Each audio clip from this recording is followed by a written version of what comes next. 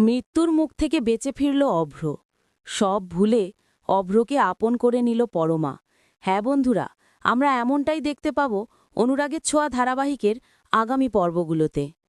পূজার সময় অভ্র বাড়িতে না ফেরায় আর মিশনে যাওয়ায় অভ্রর মা গায়ত্রী চৌধুরী বেশ চিন্তা করতে থাকে।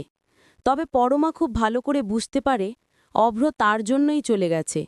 অভ্রকে ফিরতে হবে। অভ্রর সাথে তার অনেক কিছু বলার আছে। কিন্তু অভ্র কোথায়? অভ্রর সাথে তো সে কোনোভাবেই যোগাযোগ করতে পারে না।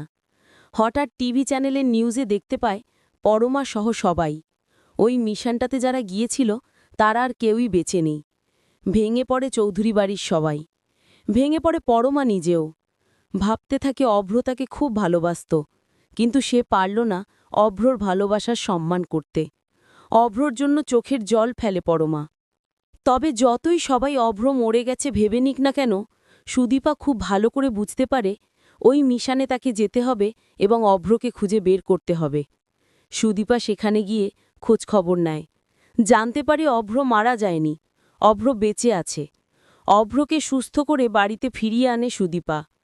কিন্তু গায়ত্রী চৌধুরী সুদীপাকে দেখে অলক্ষী বলে দূর দূর করে তাড়িয়ে দিতে যায়। আদিত্য তখন সুদীপার পাশে দাঁড়ায় এবং গায়ত্রী চৌধুরীকে বলে অভ্রকে সুদীপাই ফিরিয়ে নিয়ে এসেছে। অভ্র বাড়িতে ঢোকে। অভ্রকে দেখে গায়ত্রী চৌধুরী, পরমা সবাই চমকে যায়। পরমা চোখের জল ফেলতে ফেলতে ছুটে যায় অভ্রর কাছে এবং সবার সামনে অভ্রকে জড়িয়ে ধরে বলে, অভ্র, তুমি বেঁচে আছো? তুমি বেঁচে আছো অভ্র? আমি তোমাকে আর কোথাও যেতে দেব না।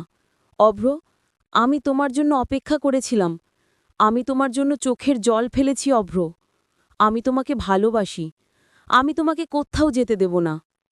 পরমার মুখে এসব কথা শুনে অভ্র মনে মনে ভাবে, পরমা, তবে কি তুমি সত্যিই আমাকে ভালোবেসেছ? সত্যি কি আমার মৃত্যুর খবর তোমাকে এতটা কষ্ট দিয়েছে? অন্যদিকে সুদীপ আর আদিত্য পরমার অভ্রর মিল দেখে খুশি হয়। তারা বুঝতে পারে পরমা সব ভুলে অভ্রকে আপন করে নিয়েছে। তো বন্ধুরা, তোমরা এটা চাও তো এভাবেই যেন অভ্র বেঁচে ফিরতেই পরমা সব ভুলে অভ্রকে আপন করে নেয়, অভ্র আর পরমার মিল হয়? কমেন্ট করে জানাতে ভুলো না।